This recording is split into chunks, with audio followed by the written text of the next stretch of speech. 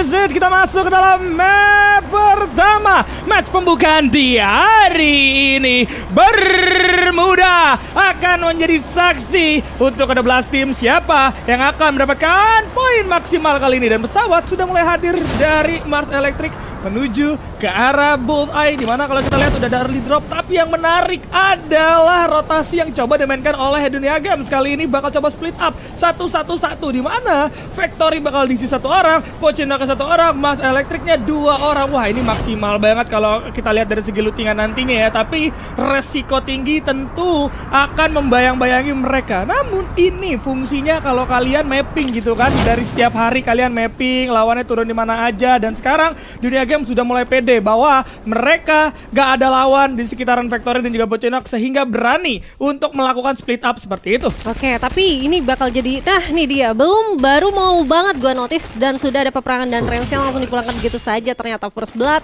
didapatkan oleh anak-anak Aura dan nampaknya dari range bakal mencoba untuk mendapatkan 1 orang Kenzie kali ini, Bayu. Aduh, agak sulit juga nih ya kawan-kawan dari Dewa juga langsung coba melakukan 1 jump shot dari serang Obet, tapi senjatanya nggak mumpuni. Harus muter terlebih dahulu melawan 1 Uzi dari serang Aji. Kali ini bakal langsung masuk dan berhasil untuk di-tag, dan Obetnya harus tersungkur. Tapi ada Ryan dengan penggunaan 1 Woodpecker. Thompson dipegang, jump shotnya berhasil menumbangkan seorang Adrian. Kali ini di sisi lain ternyata Ajix pun akan terpick off. Aura yang sempat unggul menumbangi 2 orang dari Dewa harus kehilangan 3 membernya. Tersisa Galang sendirian dengan double factor dan menahan diri di lantai 2 kali ini. Iya, ini dia harga mati untuk Mila yang kalau gue bisa bilang sih sebenarnya untuk Mila sendiri itu nggak bisa untuk diturunin dengan 2 tim sekaligus.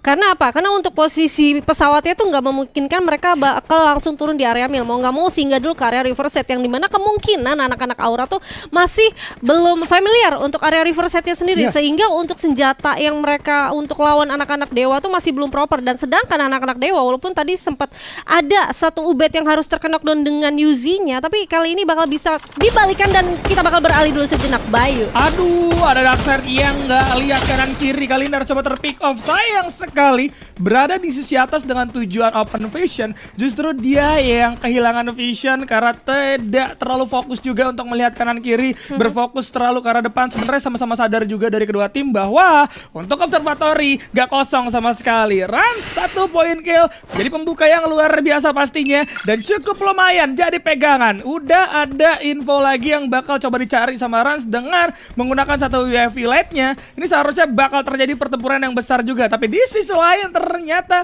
kawan-kawan dari Mister kali ini harus coba cabut dan melipir, menghindari pertempuran sebisa mungkin karena objektif mereka adalah placement point, di mana 3 player tersisa. 1 orang udah mulai terpick off, tapi Rama jika sudah mulai membuka tembakan dengan menggunakan 1 akbonya kali ini langsung coba dihajar, hujani peluru. Nggak mau terlalu berlebihan karena jaraknya juga terlalu jauh, terlalu lama dan ngebuang-buang resource kali ini. Rans coba untuk balik lagi dulu aja nih ya. Ya, dan gue rasa sebenarnya keputusan dari Mister atau MR Esport yang tadi turun di area Blue Zone sih, kenapa langsung cepat aja rotasinya ke atas, sedangkan sebenarnya di sisi atas atau observatory Rans itu benar-benar sudah setup di sana. Dan ternyata kali ini masih belum usai juga peperangan dari kedua tim ini, bahkan ada 1 orang mencoba untuk menggunakan launchpad. Hati-hati Rama, ini dia. Rama ketahuan posisinya, itu dia damage juga tersisih dengan 114, dan kali ini Ramanya harus mencoba untuk ngeperon dulu, masih mencoba untuk ngelit medkit. Untungnya tadi ada gula yang cukup gercep ya, Bayu ya. Ya, tapi terlalu over PD gue rasa dari seorang Rama. Nah, akhirnya double bantuan juga. Iki dan juga Iska udah mulai datang kali ini, bahkan kawan-kawannya juga udah berkumpul coba melarikan diri dari Mister kali ini, menghindari pertempuran sekali lagi sebisa mungkin, bakal coba balik. Tapi lo lihat ternyata ada orang ketiga yang harus membuat Rans kali ini mundur terlebih dahulu karena ternyata Jersey yang tidak terlalu jauh dari mereka akan datang memberikan kejutan kali ini. Nah, tatakan-tatakan manja nih ya bakal coba dibuka juga sama seorang Rama.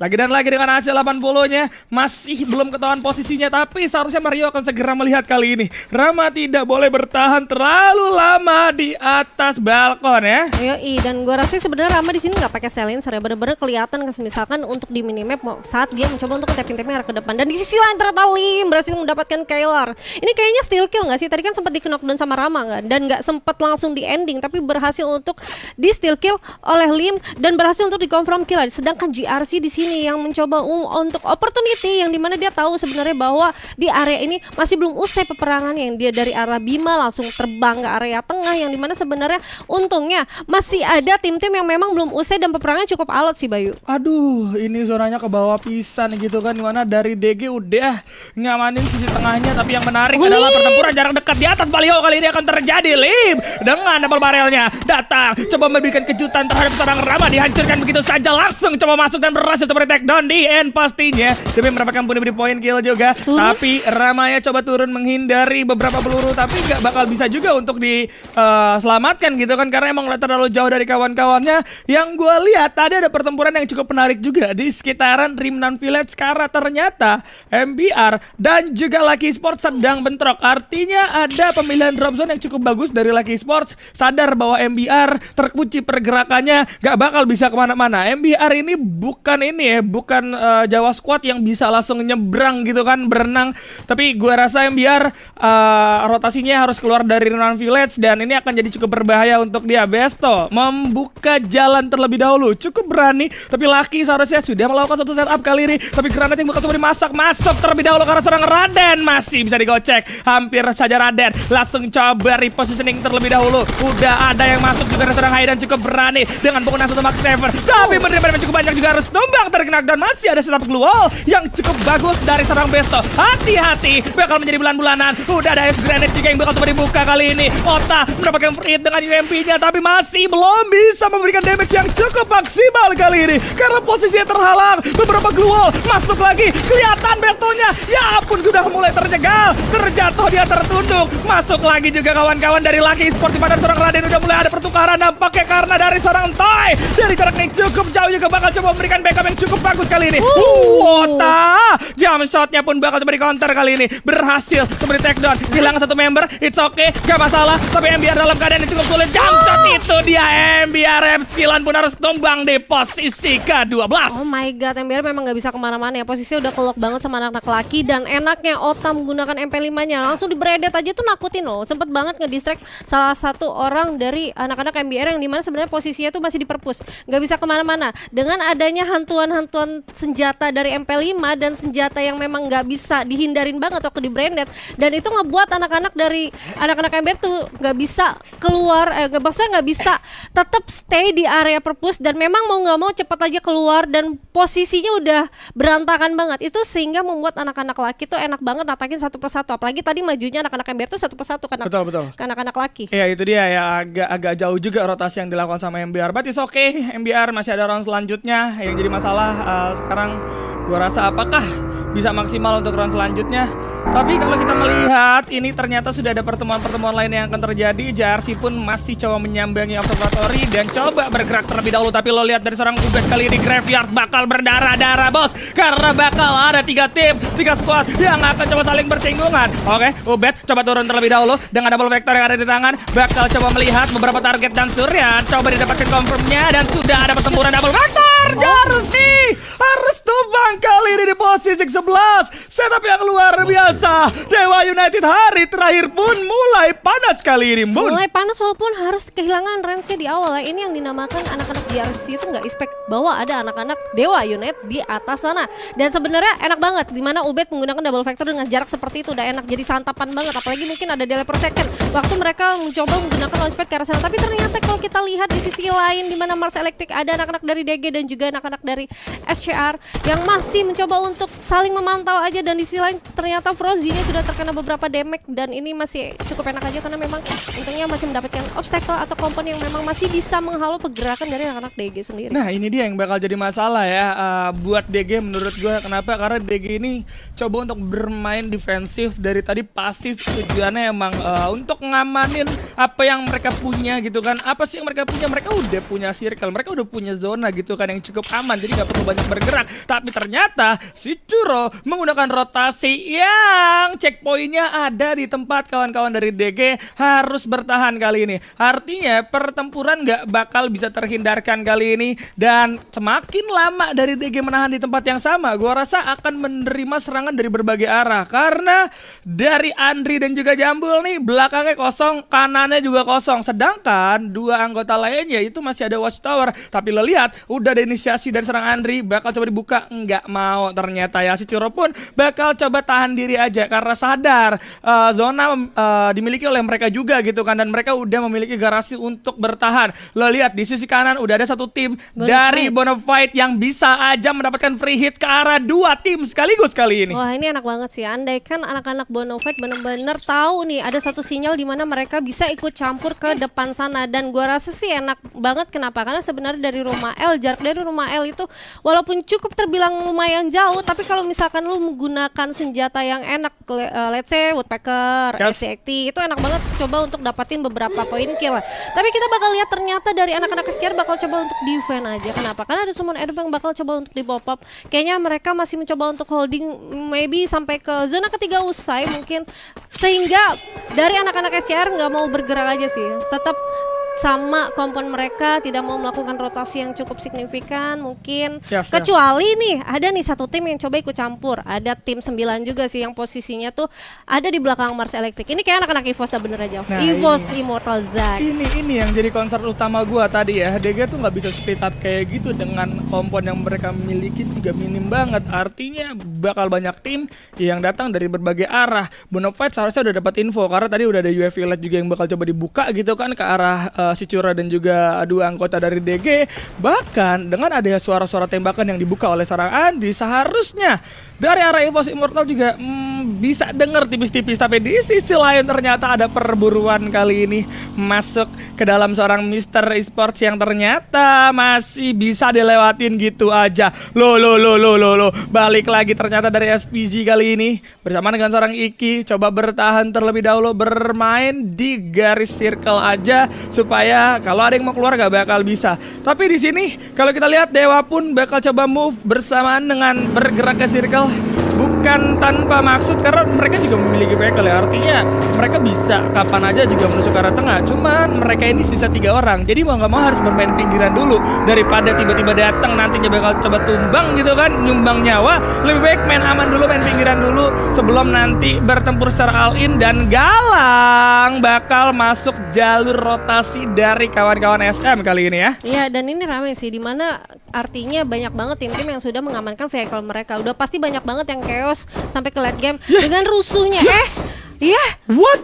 Agent dapat 2 sekaligus. Ini gua nggak tahu gimana kejadiannya, tapi yang jelas tadi Agent hampir saja tumbang dimakan zona gitu kan. Tapi tiba-tiba yang lagi ngendok langsung dikandaskan oleh seorang Agent. What? Kok bisa? Langsung dapat 2 loh dia ya. Wah, ini kok bisa gitu? Gimana kejadiannya kalau nggak salah? Oh, mungkin waktu menggunakan vehicle, motor di AWM-in sama agent, ya nggak sih? Atau gue sih ngeliatnya tadi kan emang Rans nggak concern ke arah belakang, dia kan parkir motor terus ngeliatnya ke arah depan gitu kan. Mungkin di sana agent dapetin 1 orang headshot, kemudian satunya lagi juga bisa diperangin akhirnya sama seorang agent. Tapi ini jadi hal yang cukup bagus ya, artinya entah bagaimanapun caranya, yang jelas agent udah menangin lawan 2 orang dan sekarang posisinya pun jadi makin aman gitu kan, bisa masuk ke dalam pinggiran circle lagi. Tapi di sisi lain ternyata terjadi pertempuran kali ini. Galang bakal coba diburu habis-habisan oleh kawan-kawan dari SM. Dimana kalau kita lihat Galang masih coba bersembunyi. Kodok kali ini yang bukan King masih coba bermutar terlebih dahulu. Udah ada satu inisiasi jump shot juga yang dilakukan. Lawan double vector terlalu jauh nampaknya untuk double vector serang Galang. Tapi nampaknya udah ada double glue yang bakal coba di pop up, menahan dirinya cukup lama. Tapi Galang tidak akan bisa berbuat banyak. Aura Ignis harus tumbang di posisi ke-10. Ya, yang dimana sebenarnya Godok coba untuk menggedor ya. Dan posisinya Galang tuh sudah oke, dimana dia tahu nih, oke ini SG2.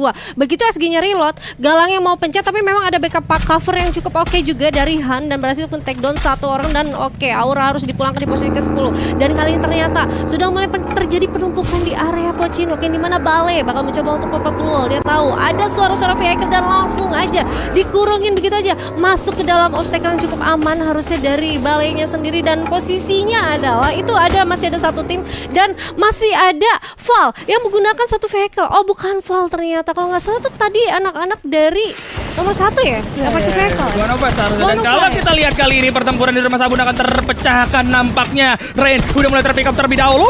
Betnya pun harus coba terpick up dari arah belakang karena Kodok di sana datang dengan double barrelnya. Bams menjadi harapan terakhir untuk Dewa. Satu tembakan yang luar biasa.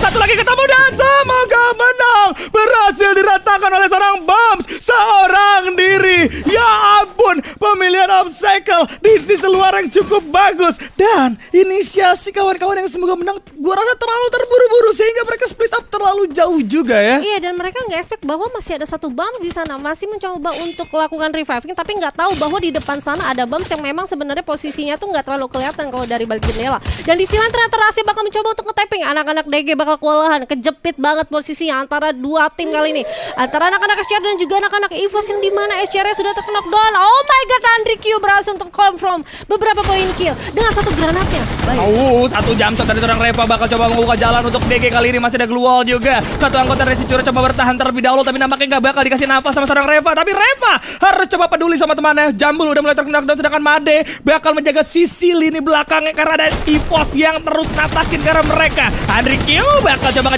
glue wall. Cicura pun harus tumbang di posisi ke-8. Tapi yang menarik di Mars Electric terjadi pertempuran antara 4 tim sekaligus yang coba saling berotasi. Mr. Esport akhirnya pun harus coba terpick up di tangan seorang Jack kali ini. Ada Isco juga yang coba melarikan diri, tapi di sisi lain Rasya coba diselamatkan. Gak bisa bos, harus tumbang juga. Masih ada setup glue wall dari seorang Jack, tapi gua rasa bakal ada limitnya juga karena ditatakin terus-terusan. Jack kali ini gak bakal dikasih nafas sama sekali dan Bonafide mendapatkan komponen yang cukup nyaman bersamaan dengan DG Esports kali ini. Dan kalau kita lihat di dalam satu circle terakhir yang cukup sempit, udah ada Bonafide yang menunggu. EVOS masih coba muter-muter, Zack coba melarikan diri, gak bakal bisa. EVOS Immortal pun harus kandas di posisi kelima. 4 tim yang tersisa kali ini. Bonafide 2 kill didapatkan, bakal coba dikeker terlebih dahulu, diincer, dicari informasinya, tapi gak ada orang karena EVOS-nya sudah rata. EVOS-nya sudah rata dan kali ini Bonafide bakal mencoba untuk hidup tentram aja tanpa ada gangguan sedikit pun, karena di luar zona sana masih ada teman-teman dari Lucky